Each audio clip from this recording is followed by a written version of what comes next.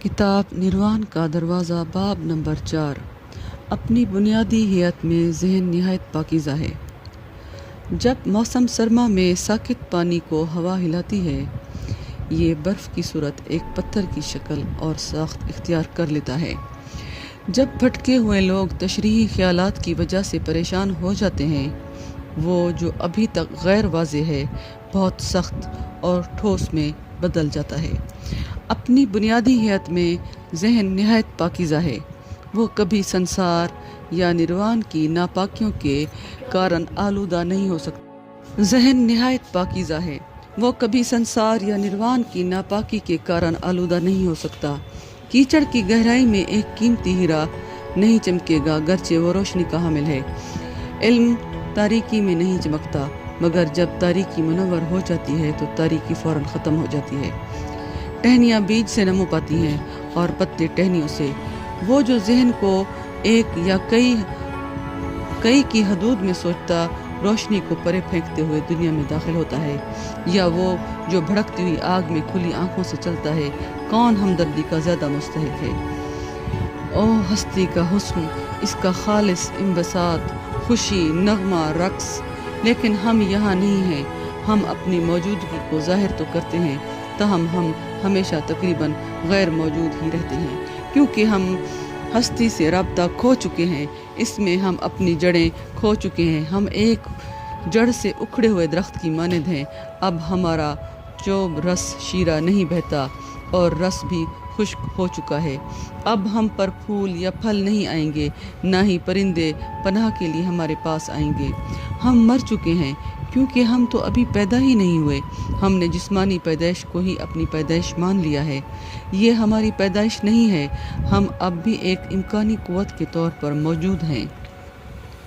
ہم اصل نہیں بن پائے، لہٰذا شامت اعمال اصل فرحت بخش ہے۔ امکانی خستہ حال ہوتا ہے۔ ایسا کیوں ہے؟ کیونکہ امکانی کو کسی طور چین نہیں آتا۔ امکانی تو مسلسل بے چین رہتا ہے۔ اس کو بے چین رہنا ہے، کچھ ہونے جا رہا ہے۔ یہ تو ہوا میں لٹکا ہوا ہے، یہ اعراف میں ہے۔ یہ تو ایک بیج کی مانند ہے، اور بیج کو چین و سکون کہاں؟ چین اور سکون تو صرف پھولوں کو ہی نصیب ہوتا ہے۔ بیج کو گہرے کشٹ سے گزرنا ہوتا ہے، بیج کو مسلسل کانپنا ہوتا ہے۔ کانپنے کی وجہ سے آیا وہ حقیقی بننے کے قابل ہو جائے گا؟ آیا وہ صحیح مٹی میں مل جائے گا؟ آیا اس کو صحیح موسم مل جائے گا؟ آیا اس کو صحیح آسمان مل جائے گا؟ کیا یہ واقعی ہونے جا رہا ہے، یا وہ محض پیدا ہوئے بغیر ہی مر جائے گا؟ بیج اپنے اندر کانپتا ہے، بیج کو بے چینی ہوتی ہے، وہ کشٹ میں ہوتا ہے۔ بیج سو نہیں سکتا، بیج بے خوابی سے دوچار ہوتا ہے۔ امکانی پرجوش ہوتا ہے، امکانی مستقبل کے لیے ہوتا ہے۔ کیا تم نے اس کا اپنے وجود میں مشاہدہ نہیں کیا؟ کیا تم مسلسل کسی چیز کے ہونے کے منتظر ہو اور وہ نہیں ہو رہی؟ کہ تم مسلسل بے قرار، با امید، خواہش مند اور خوابیدہ ہو اور یہ نہیں ہو رہا، اور زندگی یوں ہی بہتی گزرے چلی جا رہی ہے۔ زندگی تمہارے ہاتھوں سے پھسلتی چلی جا رہی ہے اور موت قریب آ رہی ہے، اور تم ابھی تک حقیقی نہیں ہوئے۔ کسے معلوم پہلے کون آ جائے گا، حقیقت، اصلیت، بار آوری یا پھر موت؟ کسے معلوم؟ لہٰذا خوف، کشٹ، کپکپاہٹ۔ سوئرن کیرکیگارڈ نے کہا تھا کہ انسان کپکپاہٹ کا شکار ہے۔ ہاں، انسان کپکپا رہا ہے، کیونکہ انسان تو ایک بیج ہے۔ فریڈرک نیٹشے نے کہا تھا کہ انسان ایک پل ہے۔ بالکل صحیح، انسان کوئی آرام کرنے کا مقام نہیں، بلکہ یہ تو ایک پل ہے جس سے گزر کر آگے جایا جا سکے۔ انسان تو گزرنے کے لیے ایک دروازہ ہے۔ تم کسی طور بھی انسان کے مقام پر رک نہیں سکتے۔ انسان کوئی وجود نہیں ہے، انسان تو آگے بڑھتا ہوا ایک تیر ہے، دو انتہاؤں کے درمیان کھینچی ہوئی ایک رسی۔ انسان ایک تناؤ ہے۔ یہ صرف انسان ہی ہے جو کہ بے چینی میں مبتلا ہے۔ زمین پر واحد جانور جو کہ بے چینی میں مبتلا ہے، اس کی وجہ کیا ہے؟ یہ صرف انسان ہی ہے جو کہ ایک امکان کے طور پر وجود رکھتا ہے۔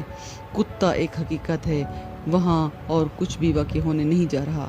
بحث ایک حقیقت ہے، اس سے زیادہ کچھ بھی نہیں۔ جو ہونا تھا پہلے سے ہی ہو چکا ہے، جو کچھ بھی کہ ہو سکتا تھا وہ ہو چکا ہے۔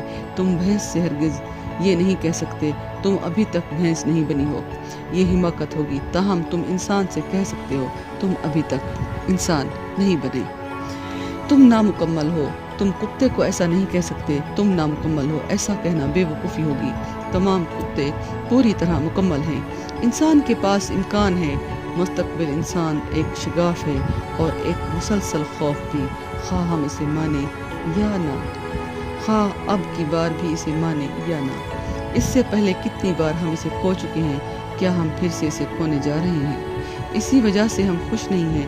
ہستی تو جشن منائے چلی جا رہی ہے، وہاں عظیم گائکی ہو رہی ہے، وہاں عظیم خوشی ہے، وہاں عظیم شادمانی ہے۔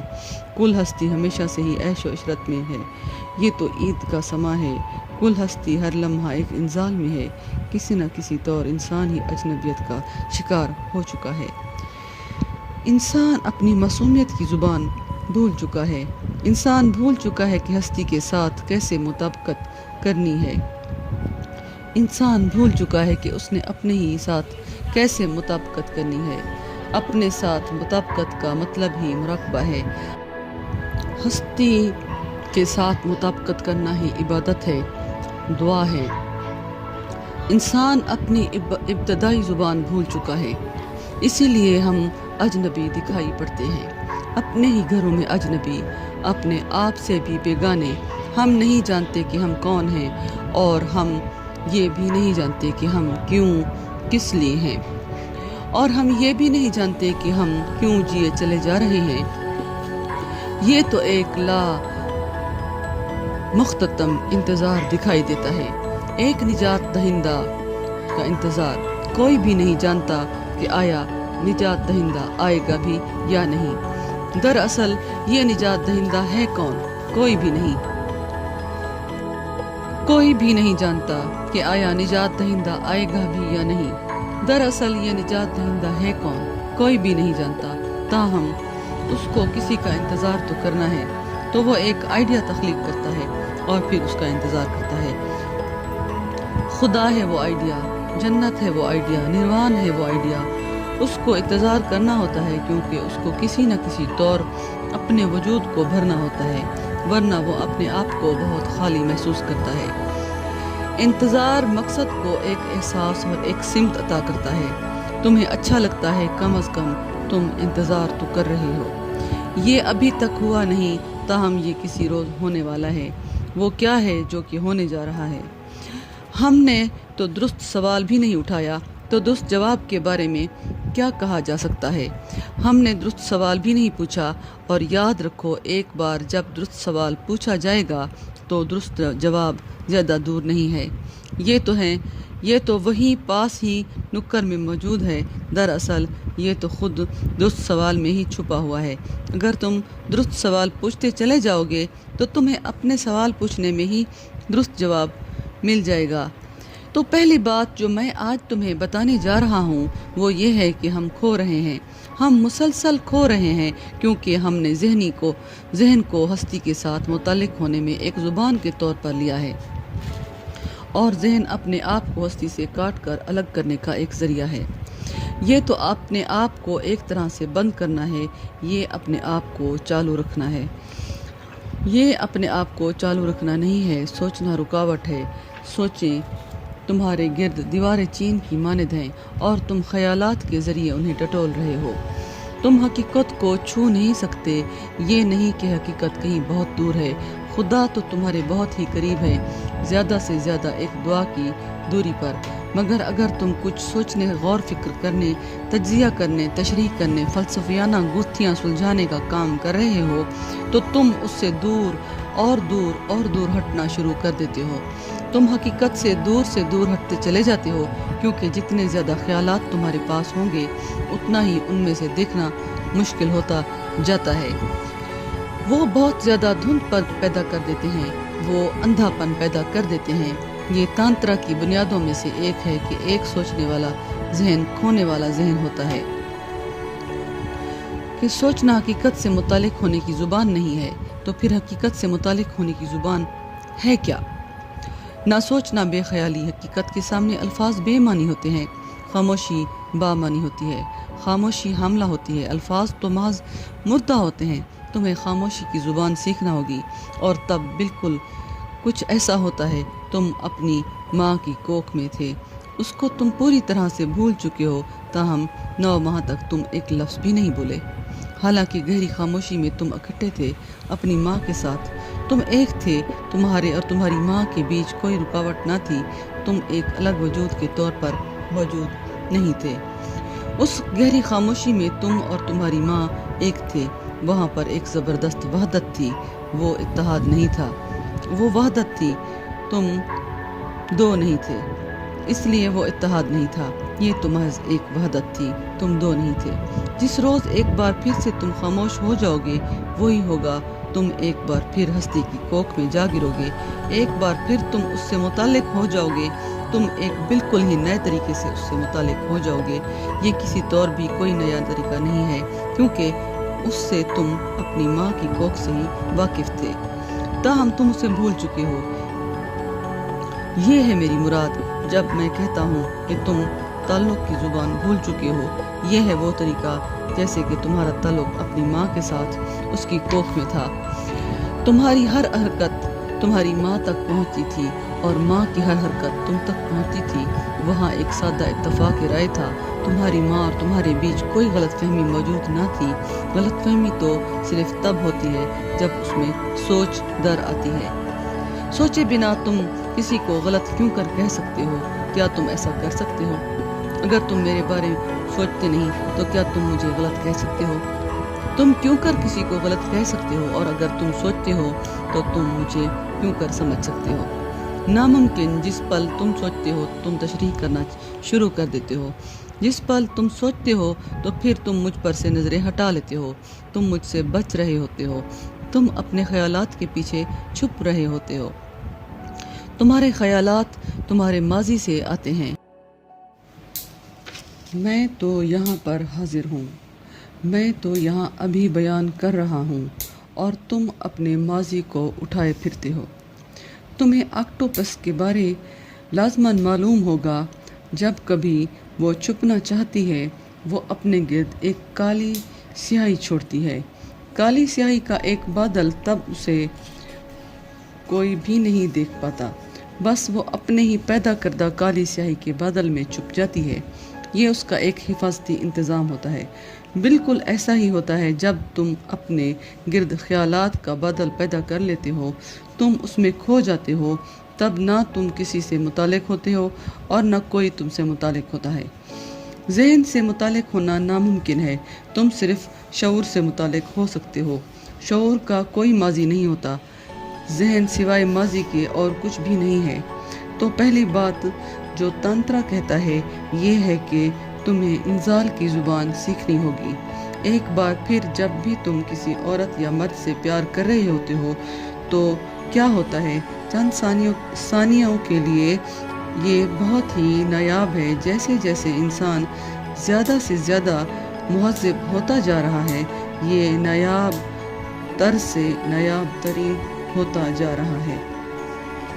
چند ثانیوں کے لیے تم ذہن میں نہیں رہتے، ایک جھٹکے کے ساتھ تم ذہن سے باہر نکل آتے ہو، ایک ہی جست میں تم ذہن سے باہر ہوتے ہو۔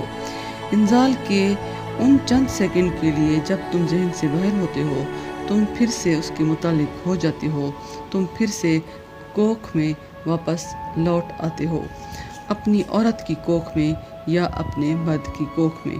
اب تم اس سے الگ نہیں ہو، ایک بار پھر وہاں وحدت ہو جاتی ہے، نہ کہ اتحاد۔ جب تم عورت سے پیار کرنا شروع کرتے ہو تو وہاں پر اتحاد کی شروعات ہوتی ہے، تاہم جب انزال آ جاتا ہے تو وہاں پر اتحاد نہیں بلکہ وحدت واقع ہوتی ہے، ثانویت ختم ہو جاتی ہے۔ اس تجربے کی انتہائی بلندی پر آخر ہوتا کیا ہے؟ تانترا تمہیں بار بار یہ یاد دلاتا ہے کہ اس انتہائی لمحے میں جو کچھ بھی ہوتا ہے وہی وہ زبان ہے جو ہستی سے تعلق رکھتی ہے۔ یہ تمہاری ہمت کی زبان ہے، یہ تمہاری ابتدائی ہستی کی زبان ہے۔ اس لیے یا تو اس صورتحال کے بارے میں سوچو جب کہ تم اپنی ماں کی کوکھ میں تھے، یا پھر اس صورتحال کے بارے میں سوچو جب ایک بار پھر سے تم اپنی محبوبہ کی کوکھ میں کھو جاتے ہو اور محض چند ثانیوں کے لیے ذہن کام سے رک جاتا ہے۔ لا ذہنی کے وہ لمحات ہی تمہاری سمادھی کا پرتو، ستوری کا پرتو، خدا کا پرتو ہے۔ ہم اس زبان کو بھول چکے ہیں اور وہ زبان ہمیں پھر سے سیکھنا ہوگی۔ عشق ہے وہ زبان۔ عشق کی زبان خاموشی ہے۔ جب دو محبت کرنے والے واقعی گہری ہم آہنگی میں ہوتے ہیں، جس کو کارل یونگ بیک وقت واقع ہونا، تواتر سے واقع ہونا کہتا ہے، جب ان کا ارتعاش ایک دوسرے کے مطابق ہو جاتا ہے، جب وہ دونوں ایک ہی طول موج پر مرتعش ہوتے ہیں، تب وہاں خاموشی ہوتی ہے۔ عاشق بات کرنا پسند نہیں کرتے، یہ صرف شوہر اور بیویاں ہی ہوتی ہیں جو باتیں کرتے ہیں۔ عاشق خاموش ہوتے ہیں۔ حقیقت میں شوہر اور بیویاں خاموش نہیں رہ سکتے، کیونکہ زبان ہی دوسرے سے بچنے کا ذریعہ ہے۔ اگر تم دوسرے سے بچ نہیں رہے، اگر تم باتیں نہیں کر رہے، تو دوسرے کی موجودگی میں یہ سب بہت پریشان کن ہو جاتا ہے۔ شوہر اور بیوی فوری طور پر اپنی سیاہی چھوڑتے ہیں، کچھ بھی ہو جائے تاہم وہ اپنے گرد سیاہی کا احسار ضرور بنائیں گے۔ وہ بادل میں کھو چکے ہیں، اب انہیں کوئی پریشانی نہیں۔ زبان کم یا زیادہ تعلق داری کا ذریعہ نہیں ہے، یہ تو بچنے کا ایک ذریعہ ہے۔ جب تم گہری محبت میں ہوتے ہو تو اپنی محبوبہ کا ہاتھ اپنے ہاتھوں میں لیتے ہو، تاہم تم خاموش ہوتے ہو۔ مکمل خاموشی، کوئی موج نہیں۔ تمہارے شعور کی اس بے موج جھیل میں کچھ کہا گیا ہے، پیغام دیا گیا ہے، یہ ایک بے لفظ پیغام ہے۔ تانترا کہتا ہے تمہیں محبت کی زبان، خاموشی کی زبان، ایک دوسرے کی موجودگی کی زبان، دل کی زبان، ہمت و حوصلے کی زبان سیکھنی ہے۔ ہم نے ایک ایسی زبان سیکھ رکھی ہے جس کا کوئی وجود نہیں۔ ہم نے ایک اجنبی زبان سیکھ رکھی ہے اپنے فائدے کے لیے، خاص مقاصد کو پورا کرنے کے لیے، لیکن جہاں تک شعور کی بلند تر دریافتوں کا تعلق ہے، یہ ایک رکاوٹ ہے۔ کم تر سطح پر یہ ٹھیک ہے۔ بازار میں یقیناً تمہیں ایک خاص طرح کی زبان کی ضرورت ہے جو کہ خاموشی نہیں کر سکتی، مگر جیسے ہی تم گہرائی یا بلندی کی طرف حرکت کرتے ہو تو یہ زبان وہاں کام نہیں کرتی۔ صرف چند روز قبل میں چکروں کے بارے میں بات کر رہا تھا۔ میں نے 2 چکروں کے بارے بات کی تھی، ملادھار چکر اور سواد ہستن چکر۔ ملادھار کا مطلب ہے بنیاد، جڑ۔ یہ سیکس مرکز ہے، یا تم اسے زندگی کا مرکز بھی کہہ سکتے ہو۔ پیدائش کا مرکز یہ ملادھار ہے جس سے تم پیدا ہوتے ہو۔ یہ تمہاری ماں کے ملادھار اور تمہارے باپ کے ملادھار کی وجہ سے ہی ہے کہ تم اس وجود کو پانے کے قابل ہوئے ہو۔ اس کے بعد والا چکر سوادھتن تھا، اس کا مطلب ہے خود کا گھر۔ یہ موت کا چکر ہے۔ موت کے چکر کو یہ نام دینا بہت ہی عجیب لگتا ہے، خود کا گھر۔ در حقیقت موت میں تم کہاں وجود رکھتے ہو؟ ہاں، جب تم مر جاتے ہو تو تم اپنی خالص ہستی میں چلے جاتے ہو، کیونکہ صرف وہی مرتا ہے جو کہ تم نہیں ہو۔ جسم مرتا ہے، جسم ملادھار میں سے پیدا ہوا ہوتا ہے۔ جب تم مرتے ہو جسم ختم ہو جاتا ہے، لیکن تم نہیں۔ جو کچھ بھی ملادھار کی طرف سے دیا گیا تھا وہ سب سوادھتن چھین لیتا ہے۔ تمہاری ماں اور باپ نے تمہیں ایک خاص میکینزم دیا ہوتا ہے، موت میں وہ چھین لیا جاتا ہے، مگر تم تو اس سے پہلے بھی موجود تھے، جبکہ ابھی تمہارے ماں باپ ایک دوسرے کو جانتے بھی نہیں تھے۔ تم تو ہمیشہ سے موجود تھے۔ یسوع کہتے ہیں کسی نے ان سے ابراہیم کے بارے میں پوچھا کہ ان کا حضرت ابراہیم کے بارے میں کیا خیال ہے، اور انہوں نے کہا، ابراہیم، میں اس سے بہت پہلے کا ہوں جب ابراہیم تھے۔ ابراہیم یسوع سے تقریباً 2 یا 3 ہزار سال پہلے موجود تھے، اور یسوع کہہ رہے تھے کہ میں اس سے بہت پہلے کا ہوں جب ابراہیم تھے۔ وہ کس کے بارے بات کر رہا ہے؟ جہاں تک کہ جسمانی طور پر موجود ہونے کا تعلق ہے، وہ ابراہیم سے پہلے کیوں کر ہو سکتا ہے؟ وہ جسمانی طور پر ہونے کی بات نہیں کر رہا، وہ اپنی ہستی میں ہونے کے بارے بات کر رہا ہے، اپنی خالص ہستی کے بارے جو کہ ابدی ہے۔ یہ نام سوادھتن خوبصورت ہے۔ یہ بالکل وہی مرکز ہے جسے جاپان میں ہارا کے نام سے جانا جاتا ہے۔ اسی وجہ سے جاپان میں خودکشی کو ہارا کیری کہتے ہیں۔ ہارا مرکز کو استعمال کرتے ہوئے مرنا یا اپنے آپ کو مارنا۔ سوادھتن صرف وہی چھینتا ہے جو کہ مالادھار کی طرف سے ملا ہوتا ہے۔ تاہم وہ جو کہ ابدی کی طرف سے آ رہا ہوتا ہے، تمہارا شعور وہ کسی طور بھی نہیں چھینا جا سکتا۔ ہندو شعور کے عظیم دریافت کنندہ رہے ہیں، وہ اس کو سوادتاً کہتے تھے، کیونکہ جب تم مر جاتے ہو تو تمہیں پتہ چلتا ہے کہ تم کون ہو۔ محبت میں مرو تو تمہیں پتہ چلے گا کہ تم کون ہو، مراقبے میں مرو تو تمہیں پتہ چلے گا کہ تم کون ہو، ماضی سے مرو تو تمہیں پتہ چلے گا کہ تم کون ہو، ذہن سے مرو تو تمہیں پتہ چلے گا کہ تم کون ہو۔ موت تو جاننے کا راستہ ہے۔ قدیم زمانے میں ہندوستان میں مرشد کو موت کہا جاتا تھا، کیونکہ تمہیں مرشد میں مرنا ہوتا تھا۔ فنا فی الشیخ، مرید کو مرشد میں مرنا ہوتا تھا، صرف تبھی اسے پتہ چلتا تھا کہ وہ کون ہے۔ معاشرے کی طرف سے ان دو مراکز کو بہت زیادہ زہریلا کر دیا گیا ہے، چونکہ یہی دو مراکز معاشرے کو آسانی سے دستیاب ہیں۔ ان دو سے آگے 5 اور مراکز بھی ہیں۔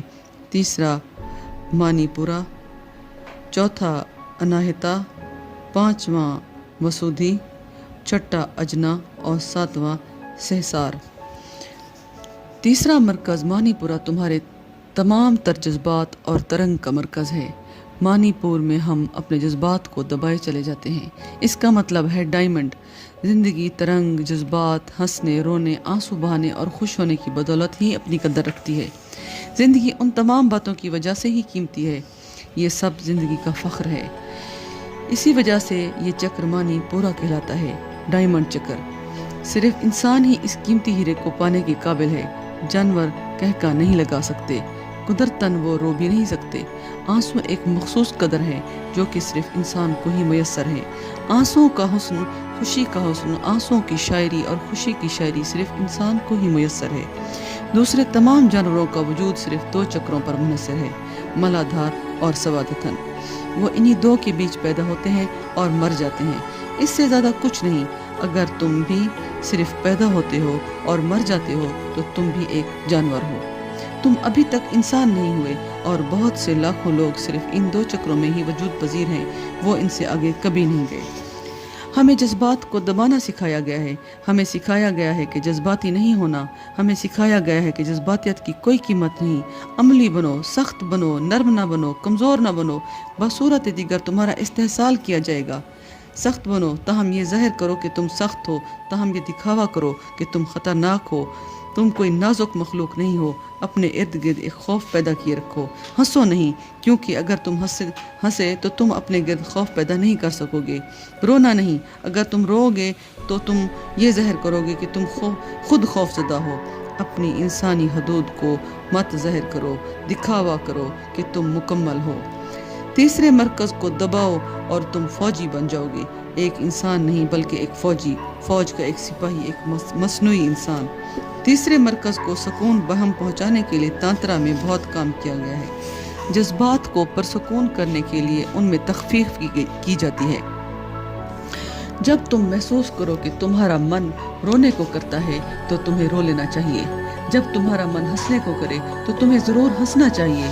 تمہیں دبانے کی اس بے وقوفی کو ختم کرنا چاہیے۔ تمہیں اظہار کرنے کو اپنانا چاہیے، کیونکہ صرف اپنی ترنگ، اپنے جذبات، اپنی احساسیت کے ذریعے سے ہی تم اس ارتاش تک پہنچ پاتے ہو جس کے ذریعے سے آگاہی ممکن ہوتی ہے۔